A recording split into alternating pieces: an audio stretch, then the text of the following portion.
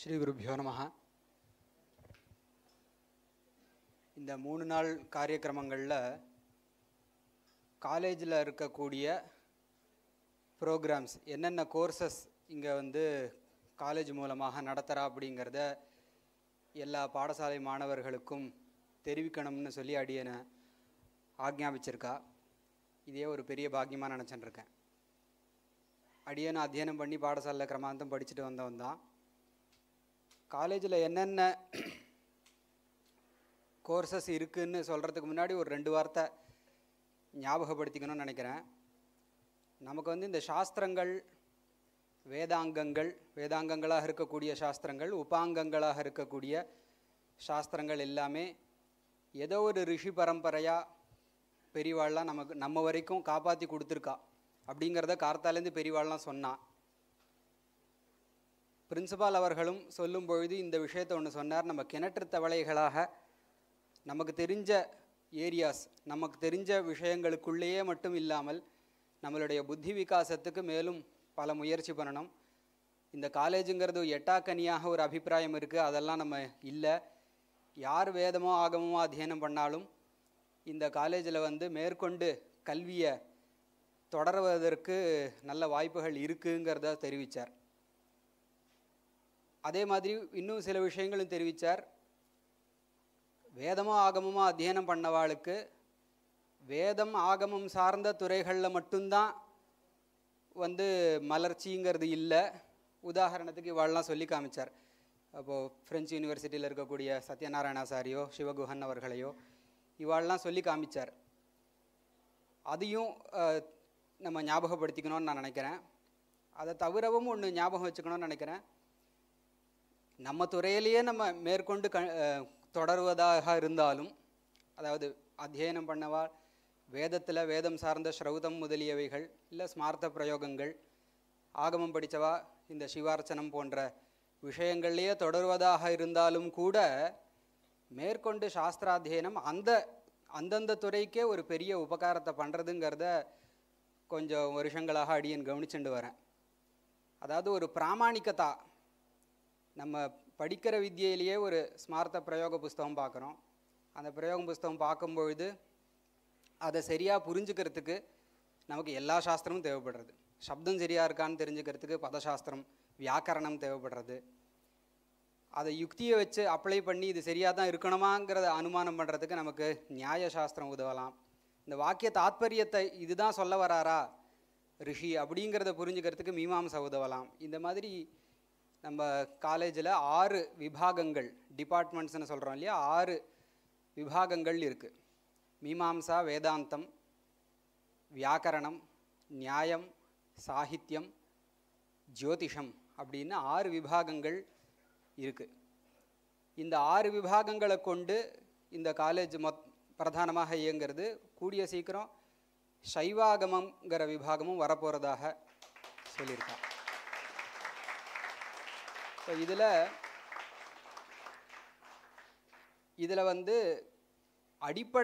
அடிப்படை நாலெட்ஜ், ஆரம்ப preliminary லெவல்லேருந்து PhD வரைக்கும் இந்த காலேஜுக்குள்ளேயே எல்லாத்துக்கும் அவகாசம் இருக்குது. எப்படின்னு கேட்டால், இப்போ இருக்கிற பேட்டர்ன் மாடர்ன் எஜுகேஷனுக்கு ஏற்ற மாதிரி நம்மளையும் ஃபோர்ஸ் பண்ணுறா. ஒரு விதத்தில் நல்லதுன்னு நினைக்கிறேன். 10+2 +3 +2 அப்படின்னு சொல்கிறோம். 10th ஸ்டாண்டர்ட், அப்புறம் +2, அதுக்கப்புறம் 3 வருஷம் பேச்சுலர்ஸ், லாங்குவேஜ் படிக்கிறதா இருந்தால் 3 வருஷம், இன்ஜினியரிங்னா 4 வருஷன்றா, அப்புறம் மாஸ்டர்ஸ்.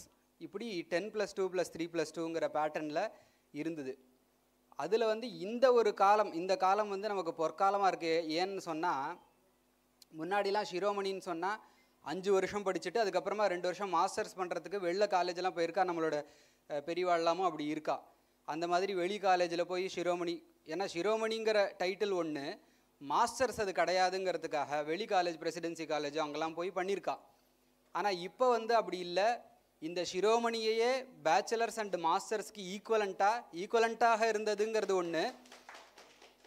அது மாஸ்டர்ஸ் தான், ஏன்னா மாஸ்டர்ஸ்க்கு ஈக்குவலண்ட்டுங்கிறது மாஸ்டர்ஸ் ஆகாது, மாஸ்டர்ஸ் தாங்கிறதுக்கே இப்போது அந்த ஒரு இது வந்திருக்கு. அதில் 10th ஸ்டாண்டர்ட் நம்ம பூர்த்தி பண்ணணும்னு சொன்னால் கவர்மெண்ட் சான்ஸ்கிரிட் என்ட்ரன்ஸ் எக்ஸாமினேஷன்ஸ் அப்படின்னு இருக்குது. நீங்கள் பல பேர் அதில் எழுதியிருப்பேன். கவர்மெண்ட் சான்ஸ்கிரிட் என்ட்ரன்ஸ் எக்ஸாமினேஷன்னு தமிழ்நாடு கவர்மெண்ட் ஆஃபர் பண்ணக்கூடிய சம்ஸ்கிருதத்துக்கு எக்ஸ்க்ளூசிவாக சம்ஸ்கிருதத்துக்குன்னு இருக்குது, அதாவது பிரத்யேகமாக சம்ஸ்கிருதத்துக்குன்னு இருக்கிற பரீட்சைகளில் அது ஒரே பரீட்சை இப்போ ஜீவிச்சுன்னு இருக்குது. அதுக்கு அது ஈக்குவலன் டு 10th ஸ்டாண்டர்டுன்னு கவர்மெண்ட் ஆர்டர்லாம் இருக்குது. அதுக்கான கோச்சிங்லேருந்து ஆரம்பித்து இந்த காலேஜில் நம்ம மேற்கொண்டு பிஹெச்டி முடிக்கிற வரைக்கும் என்னென்னலாம் ஒரு ஒரு சாஸ்திரத்துலேயும் நம்ம நிபுணத்துவத்தை அடையணுமோ அதுக்கு வழி பண்ணி கொடுக்குறோம். அந்த கவர்மெண்ட் சான்ஸ்கிரிட் என்ட்ரன்ஸ் எக்ஸாமினேஷனுக்கான பாடத்திட்டங்களெல்லாம் டிஜிட்டைஸ் பண்ணி டாக்குமெண்ட் பண்ணி வச்சுருக்கோம். அது தேவைப்பட்டால் ஒரு அத்தியாபகாலை ஏற்படுத்தி அந்தந்த பாடசாலைகளில் சொல்லிக் கொடுக்கறதுக்கும் தயாராக இருக்கா. அதுக்கு அடுத்த லெவலாக +2க்கு ஈக்குவலண்ட்டாக பிராக்ஷிரோமணி அப்படின்னு இருக்குது. இந்த பிராக்ஷிரோமணியில் பார்த்தேன்னா கார்த்தால திரு ஸ்ரீனிவாசன் சார் அவர்கள் சொன்ன மாதிரி ஒரு ஒரு துறைக்குள்ளே நம்ம மேஜராக சம்ஸ்கிருதம் படிக்கணும்னு இறங்கினாலும் அதுக்கு கூடுதலாக நமக்கு என்ன தேவைப்படுறது, வேறு சில பாஷா ஞானங்களும் தேவைப்படுறது. இங்கிலீஷ் தேவைப்படும், கண்டிப்பாக இங்கிலீஷ் இந்த காலத்தில் இங்கிலீஷ் தேவைப்படுறது. அதை தவிர தமிழ் அல்லது ஹிந்தி எடுத்துக்கலாம். கம்ப்யூட்டர் சயின்ஸு பிராக்ஷிரோமணியில் இல்லைனாலும் பிஏல சேர்த்துருக்கா. அதை தவிர 3 சம்ஸ்கிருதத்துக்கான பிரத்யேகமாக 3 பேப்பர்ஸ் 3 சப்ஜெக்ட் இருக்கும். இதில் பேசிக் சம்ஸ்கிருதம் முதல் செமஸ்டர் 2வது செமஸ்டரில் இருக்கும். அதுக்கப்புறமா கொஞ்சம் கொஞ்சமாக காவியங்கள், வேறு சாஸ்திரங்களுடைய ஒரு ஆரம்ப எக்ஸ்போஷர், ஆரம்ப ஒரு அறிமுகம் மாதிரி மீமாம்சா பரிபாஷாவோ ஒரு லகு சித்தாந்த கௌமுதி இந்த மாதிரி ஒரு அருமையான ஒரு சிலபஸ் போட்டு பிராக்ஷிரோமணி 2 வருஷங்கள் 4 செமஸ்டரில் படிக்கக்கூடியதாக பிராக்ஷிரோமணி கோர்சஸ் நடக்கிறது. அதுக்கப்புறமா நம்ம எந்த சாஸ்திரத்தில் நமக்கு ருச்சி, ஏன்னா காலேஜ் அட்மாஸ்பியருங்கிறது ஒன்று, படிக்கிறதுங்கிறது எங்கேருந்து வேணாலும் படிக்க முடியுமாக இருந்தாலும் இந்த காலேஜுக்கு காலேஜில் ரெகுலர் ஸ்டூடெண்ட்டாக படிக்கிறதுல ஒரு மகத்துவம் இருக்குது. ஏன் அப்படின்னா நம்ம பிரவேசம் பண்ணி ஒரு புது மாணவனாக நம்ம உள்ளே நுழைஞ்சால் கூட நம்மளுடைய சீனியர்ஸ் பெரிய செட்டு அண்ணாக்கள்லாம் எப்படி படிக்கிறா, எப்படி அவள் விசாரம் பண்ணுறா, சபைகளில் எப்படி பேசுகிறா அப்படிங்கிறதெல்லாம் அந்த இதில் நம்ம பெரியவாள்லாம் எப்படி அவளை கேள்வி கேட்குறா, அதை இவள் எப்படி சமாளிக்கிறா, பதில் சொல்கிறா, இல்லை எப்படி புரிஞ்சுக்கிறா, தான் தப்பை எப்படி திருத்திக்கிறா அப்படிங்கிறதெல்லாம் நம்ம இந்த கல்லூரியுடைய சாரதா விலாசினி சபான்னு ஒரு சபா இருக்குது. ஒவ்வொரு வாரமும் தவறாமல் ஒரு சபை மினிமம் குறைந்தபட்சம் ஒரு வாரத்துக்கு ஒரு சபையாவது நம்ம வச்சுப்போம். அதை தவிர சம்ஸ்கிருத சப்தாகம் நடத்துவோம், நாடகங்கள்லாம் போட்டு எழுதி அதெல்லாம் பண்ணுவோம்.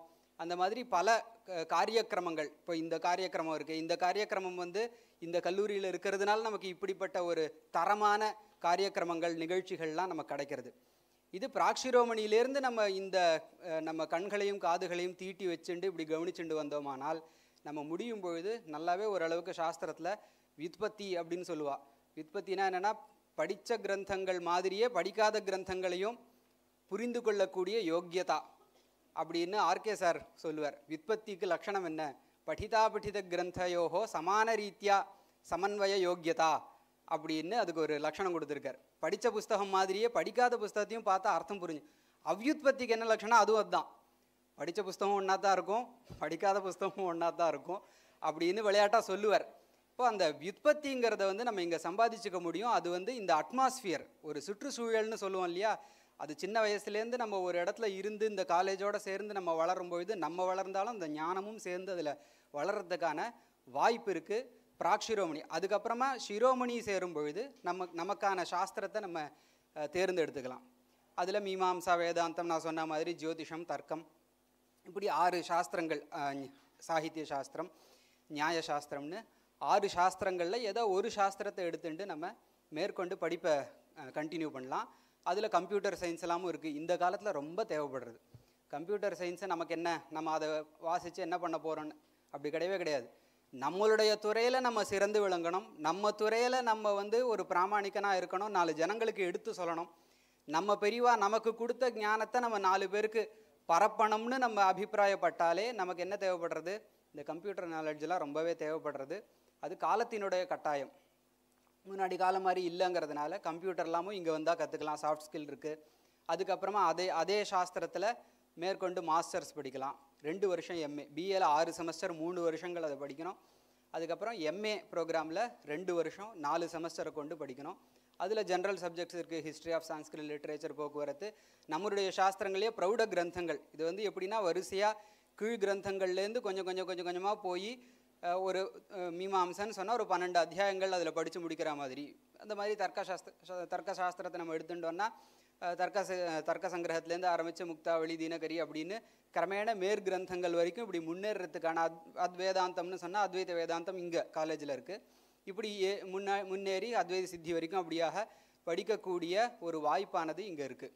இப்போது இந்த மாதிரி ஒரு 7 வருஷங்கள், அதாவது பிராக்ஷிரோமணியிலேருந்து ஆரம்பித்தா 10th எழுதுறதுக்கு நீங்கள் வந்து அந்தந்த பாடசாலைகள்லேருந்தே கூட அதுக்கு வந்து அட்டெண்டன்ஸ் எல்லாம் கிடையாது, அது எங்கேருந்து வேணாலும் படிக்கலாம். ஒரு பேப்பர், ஒரு வருஷத்துக்கு ஒரு பேப்பர் எழுதி கூட அந்த 10th பரீட்சையை வந்து நம்ம பூர்த்தி பண்ணலாங்கிறதுக்கு அளவுக்கு நமக்கு வாய்ப்பு இருக்குது. அதாவது பாடசாலை சேர்ந்துருக்கோன்னா கடைசியில் முடியறதுக்கு ஒரு 3 வருஷம் முன்னாடி ஆரம்பித்தா கூட ஓரளவுக்கு ஞானம் வந்து ஒரு 3 மணி நேரம் உட்காந்து எக்ஸாம் எழுதுறதுக்கான சாமர்த்தியம் இருக்குங்கிற அளவுக்கு ஒரு பெரிய செட்டு பசங்களாக இருந்தாலும் கூட முடிக்கிறதுக்கு ஒரு கடைசி 3 வருஷம் முன்னாடி ஆரம்பித்து 2 பேப்பராக எழுதி அப்படி கூட பண்ணலாம். மேற்கொண்டு இந்த பிராக்ஷிரோமணி இத்தியாதி இந்த ஸ்ரீரோமணி பரீட்சைகளை எழுதுறதுக்கு காலேஜ் வந்து படிக்கிறது ரொம்ப உத்தமம். அப்படி இல்லைனா கூட 20 வயசு ஆனவர்கள் வந்து ப்ரைவேட் கேண்டிடேட்டாக யூனிவர்சிட்டி கேண்டிடேட்டாக அப்பியர் ஆகி அதில் வந்து பரீட்சைக்கு மாத்திரம் இங்கே வந்துட்டு தனிப்பட்ட முறையில் ஒருத்தர் வைதிகத்தில் இருக்கலாம், ஒருத்தர் வெவ்வேறு காரியங்களில் வெவ்வேறு வேலைகளில் இருக்கலாம். அப்படி இருந்தால் கூட என்ன பண்ணலான்னா தனிப்பட்ட முறையில் யூனிவர்சிட்டி கேண்டிடேட்டாக வந்து இந்த பரீட்சைகளை எழுதி அந்த டிகிரி அடையலாம். எம்ஏ முடித்ததோட இங்கேயே பிஹெச்டிக்கும் அப்ளை பண்ணி நம்ம ரிசர்ச்சும் பண்ணலாங்கிற அளவுக்கு இந்த காலேஜில் வாய்ப்பு இருக்குங்கிறத தெரிவிச்சுன்னு மேற்கொண்டு ஒவ்வொரு சாஸ்திரத்துலேயும் என்னென்ன விசேஷங்கிறத பெரியவாள்லாம் சொல்ல இருக்கா. அதனால் அதெல்லாம் நம்ம கூர்ந்து கவனித்து நமக்கு என்ன சாஸ்திரத்தில் அபிருச்சிங்கிறதெல்லாம் தெரிஞ்சுக்கிறதுக்கு முதல்ல படிக்க ஆரம்பித்தாதான் தெரியும். இப்படியாக நீங்கள்லாம் வேதம், ஆகமம் எது நீங்கள் அத்தியனம் பண்ணாலும் உங்களுடைய துறையிலேயே நீங்கள் இன்னும் சிறக்க, ஏன்னா குவாலிஃபிகேஷனுங்கிறது வந்து இந்த காலத்தில் ரொம்ப ஜாஸ்தியாகிட்டுருக்கு. இப்போ அந்த நாளில் நம்ம சொன்னோன்னா நம்மளுடைய முன்னோர்கள்லாம் ஒரு +2 முடிச்சிருந்தாலேயே அத்தியாபகன் ஆகிறதுக்கான குவாலிஃபிகேஷன் இருக்குங்கிற மாதிரி இருந்திருக்கு ஒரு காலம். ஆனால் இப்போ வந்து பிஹெச்டி படித்தாலே போகாது. பிஹெச்டி படித்தா கூட அது குவாலிஃபிகேஷனாக இது எஜுகேஷ்னல் விஷயங்களில் மாத்திரம் இல்லை, அதாவது ஒரு அகடமிக் சர்க்கிளில் மாத்திரம் இல்லை, சாதாரணமாக லோகத்திலேயே சொல்கிறேன். ஒரு கல்யாணம் ஆகணும்னா கூட குவாலிஃபிகேஷன். இப்போ மகாபெரிவாளுடைய தபசு இந்த தமிழ்நாட்டில் பார்த்தேன்னா சென்னை இன்னன் அரவுண்டு சென்னையிலேயே 60 வேத பாடசாலைகள் இருக்குது. நாங்கள் படிக்கிற காலத்தில் கணபாட்டின்னு சொன்னால் தேவலோகத்துலேருந்து வந்த மாதிரி பார்த்துட்டு இருந்தோம். இப்போ கணபாட்டிகள்லாம் அப்படி இல்லை, யாரை பார்த்தாலும் கணாந்தம் முடிச்சுட்டு தான், அத்தியனத்துக்குன்னு சேர்ந்தாலேயே கணாந்தம் முடிச்சுட்டு தான் வெளில வரா. அப்படிப்பட்ட இவாள்லாம் இருக்கும்பொழுது நம்ம குவாலிஃபிகேஷனையும் மேற்கொண்டு நம்ம இன்னும் வித்தியை வளர்க்கறதுல இல்லை நம்மளுடைய அறிவை வளர்த்துக்கிறதுல நம்ம முனைப்பாக இருக்கணும்னும், மேற்கொண்டு படிப்புலலாம் நீங்கள் ஸ்ரத்தையோடு இருக்கணும்னும், இப்போது வரப்போகிற பெரியவாள்லாம் ஒவ்வொரு சாஸ்திரத்தை பற்றி எடுத்து அந்த சாஸ்திரத்தினுடைய பிரமேயம் என்ன அப்படிங்கிறத சொல்லுவோம். அதெல்லாம் கேட்டுண்டு நம்ம மேற்படி பயனடையணுங்கிறதையும் பிரார்த்திச்சுட்டு நான் விடைபெறேன். நமஸ்காரம்.